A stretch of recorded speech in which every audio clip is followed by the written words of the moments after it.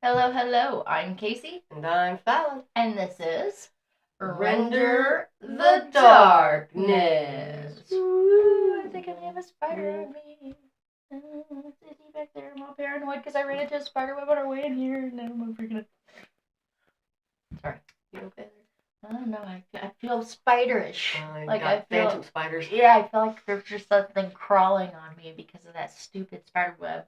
So we were on our way into my office, and she acknowledged on the ground where there was like a spider and like a nest or eggs or whatever it is they do, and I was like, I'm gonna kill it. And then I come in here and I smacked my face straight, like I literally sucked in a spider web mid sentence and was like, well, that was immediate karma. So that spider gets to live, and I don't know where the other spider is.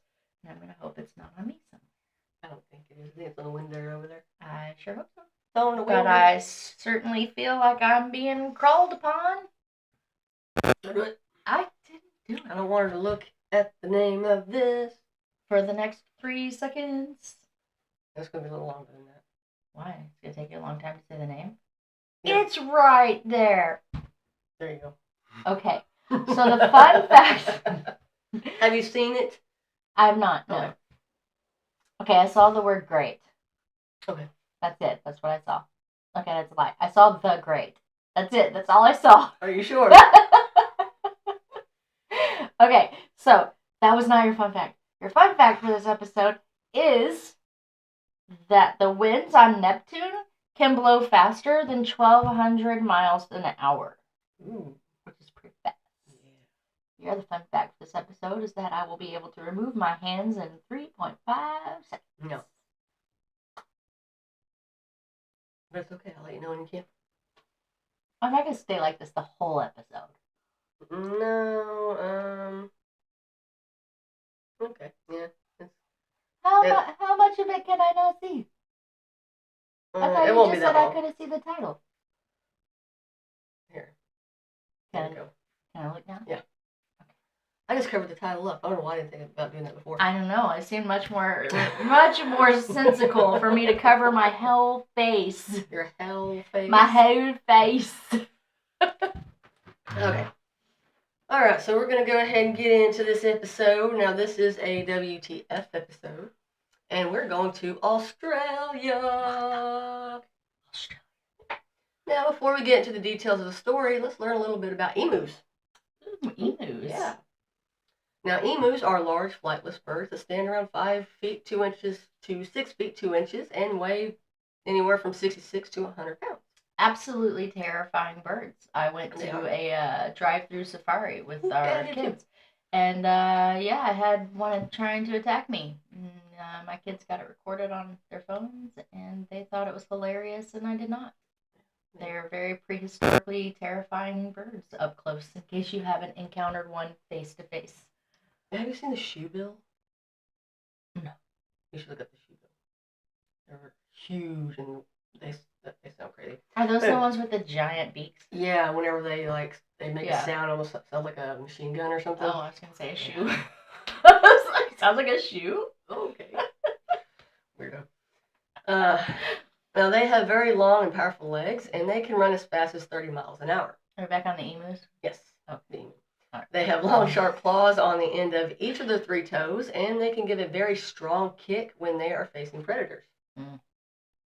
Emus belong to the rutite family, along with the ostrich, cassowaries, and the rhea. They are some of the largest birds in the world and are found mainly in Australia, but are also in New Guinea, Indonesia, Solomon Islands, and the Philippines. Now, their feathers are gray to brown, and it actually protects them from solar radiation. Interesting. Mm-hmm. They live in grasslands, savannas, and forests, but prefer to be in areas that have standing water. Now, when emus mate, they will stay together for about 5 months. Then the female will lay a green emerald egg. The male will then sit on the egg for 7 weeks, never leaving the egg to eat or to use the bathroom. The male sits on the egg? The male. Mm-hmm. Okay. The female has left by this time, and the chicks will stay with the male for around 4 months until they can eat by themselves. Well, look at this species figuring out how to roll reverse. Yeah, it's kind of like the seahorse. I mean, kind of. Don't they die like right after or something? No, it's just the males give birth to the babies. What animal is it that like they die as soon as they give birth? I have no idea. I'm gonna have to Google it. There is one. I can't Google it. remember what it was. I think it's a sea creature though. Now, even though they are pretty good size, they do have a couple natural predators that they have to watch out for, like the dingo and the wedge-tailed eagle. The dingo. The dingo. Sorry for that accent. Now, as soon as I said that, it always plays in my head a line. I don't know if have you seen the episode of Seinfeld? A dingo ate your baby. I don't watch That's that. exactly.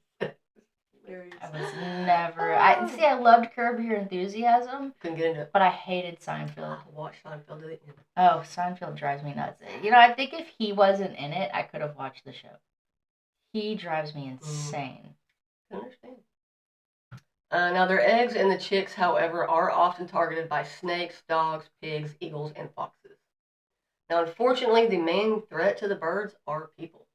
Okay, so there's actually quite a few animals that die after giving birth, and most of them are sea creatures. So it says an octopus, female expends all of her energy caring for her eggs, and she'll die shortly after they hatch. Praying mantis, the female praying mantis lay a large egg sac and then die. And salmon, female migrate upstream to spawn and die after laying their eggs. Yeah, I knew about the spiders. A lot of them. That was just sad because Charlotte's with. So they have been hit by cars, deliberately killed for their meat, and their eggs are taken for food. Fences are also a problem because they interfere with their migration, causing some birds to be crushed when a group have been caught in a fence. At one time, they were killed in large numbers because they were damaging wheat crops, but since have been protected and reintroduced to Tasmania. Mm-hmm. So now that we've learned a little bit about emus, let's get into our story that is called the Great Emu War of 1932. I'm going to feel like an asshole for saying this, but fun. I mean, it's definitely... I don't mean fun because I'm sure it wasn't, but how interesting is that? It's very, very interesting. So, after World War I, a lot of veterans who were discharged were given land by the Australian government so that they could start a farm in Western Australia. See, that's how you take care of your veterans right there. That they should all get that. Unless I'm saying something bad and I don't know I'm saying something bad. That makes sense to me. Fight for your country, you get gifted a piece of land to live on for the rest of your life. Now, when the Great Depression happened in 1929, these veterans were motivated to expand their wheat crops because the government promised them subsidies. Now, emus normally migrated after breeding season, going to the coast from the inland regions. Now, with all of this newly cleared land and water for livestock, 20,000 emu came into inhabit the land around Chandler and Walgoolan. Hopefully I said that correctly. Now, the birds started to eat the crops and made holes in the fences, which led to other animals being able to get into the farmers' crops. The farmers complained about the birds and what they were doing to some of the ex-soldiers, and so they went down to meet with the Minister of Defense, Sir George Pierce. Because the soldiers served in World War I, they knew that machine guns would be helpful, so they asked if they could use them. The minister agreed, but they had to be used by military personnel, and the transport was to be funded by the Western Australian government. The farmers would have to pay for the ammunition and contribute food and housing for the soldiers. And the military was set to go after the emu in October of 1932. The soldiers were commanded by Major Meredith of the Royal Australian Artillery 7th Heavy Artillery. Now, Sergeants McMurray and Gunner J. Hopefully I said this correctly, O'Halloran, had 2 Louis guns, which is a light machine gun, and around 10,000 rounds of bullets. A period of rain caused a delay, but on November 2nd, the soldiers were sent to help the farmers and to get 50 emu skins so they could make hats for the horsemen. Okay. Now, they found 50 emu, but they were too far out to try and hit, so they tried to get them to group up. But they actually did the opposite and split up into smaller groups and started to run. Eventually, they were able to get an unknown number of birds that day. The next attempt was on November 4th, and when the men spotted 1,000 birds, they set up an ambush by a dam and waited for the birds to get close enough to fire at. When they did, they got 12, and then the gun jammed. By November 8th, the number of birds killed isn't really known, but some say it was 50, while others say it was 200 to 500. When Meredith made his report, he would state that no men were killed, but their dignity took a hit. Sorry. The soldiers were told to pull out on November 8th as well. Now, the emu were still going after the crops, and the farmers asked for help again. On November 12th, the soldiers came back. The first 2 days, they were able to get about 40 emu. The third day, they were not able to get as many. But by December 2nd, they were getting 100 emu a week. And Meredith made another report, and that report stated that 980 emu had been removed, and he would say that 2,500 died from their injuries. But people tend to think that number was inflated, and according to history, the emu had won that war. Yeah, I'm just gonna say though, like, I know that it's kind of like, yeah, they won, but like, did they really? Because they lost a lot in that war. Like, this seems really insane. Like, this seems like a ridiculously high amount of emus being killed. Oh yeah, I mean, well, it was in the 1900s. I mean, yeah, but still, that's a lot. They lost quite a few.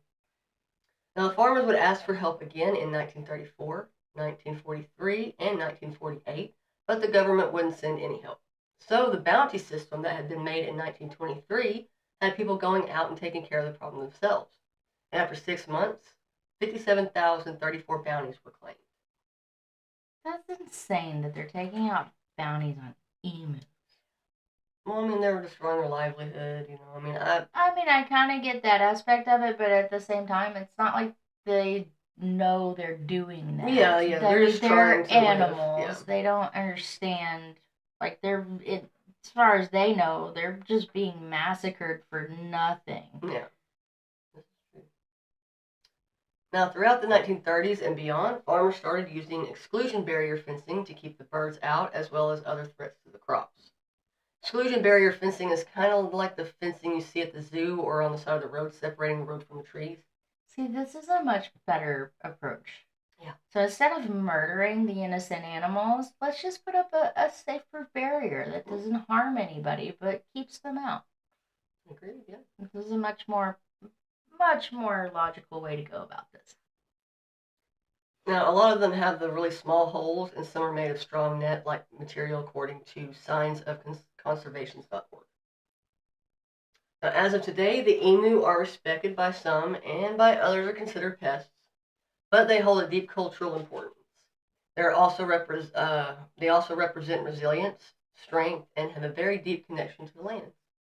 They also appear on the 50-cent coin in Australia, the nation's coat of arms, and sport logos. Okay. So, I know that was a short one, but that is the tale of the Great Emu War of 1932 in Australia. Absolutely awful, and most what I heard in that case was how men were just murdering emus. Yeah, and right after they got through murdering a whole shit ton of them, they found a much more sensible route to take, or they didn't have to harm any at all, which makes that whole war on emus pointless. Yeah. So that was tragic. Yeah, it was pretty bad. And I feel bad for saying that it's sounded fun now because I didn't know we were gonna lose so many innocent creatures. Yeah, they definitely got a lot of them. This is why animals become extinct. Become what? Extinct. Instinct. Extinct. I knew what I meant to say. But that's why animals become extinct, because, man doesn't take a second to step back and think, is there a better route to my mission than to just kill something? Yeah, I mean, we've done that for years. Don't understand something, don't know the best way to go about it. First thing to think about is just take it out. Yeah, just destroy it. Just take a second, maybe. Think about it. Is there a better route? Is there something else you could do besides resorting to that just right off the bat? Anyway, well, thank you for sharing that awful story. Poor little emus. I mean, the story was good, but it was sad. The story was good, but it was sad. Hurt my heart a little. Yeah, it was sad. Anyway. All right. Well, that was our episode on the War of Emus. The war against emus, that's what we should say. Because, I mean, shit, they didn't fight back. They didn't know what the hell was happening. No, they just did a lot of running. I mean, yeah, wouldn't you? Yeah, I'm sure it would. Yeah. But we appreciate you hanging out with us and listening to our stories. I'm a little emotional about this one, to be honest. I am. Poor birds. Anyways, yeah, thank you guys for hanging out. Greatly appreciated. Yep. Yep. And we'll see you on the next one. I think we're rolling into Illinois. Yes, one.